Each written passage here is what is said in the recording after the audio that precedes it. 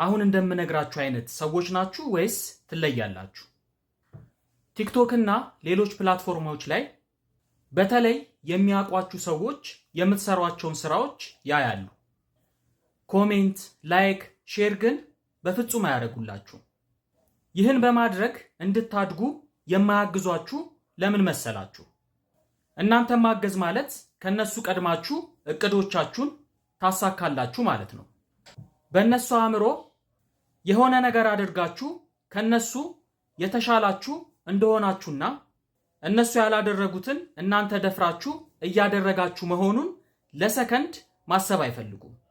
ይሄ የነሱ እንጂ የእናንተ ችግር ስላልሆነ ዝም ብላችሁ ስራችሁን ስሩ። እናንተ ይህን ቪዲዮ ተመልክታችሁታል። በሐሳቡ በእርግጠኝነት ተስማምታችኋል እና ላይክ፣ ኮሜንት፣ ሼር ሳታደርጉ ልክ እንደነሱ ልትሸበለሉ ነው።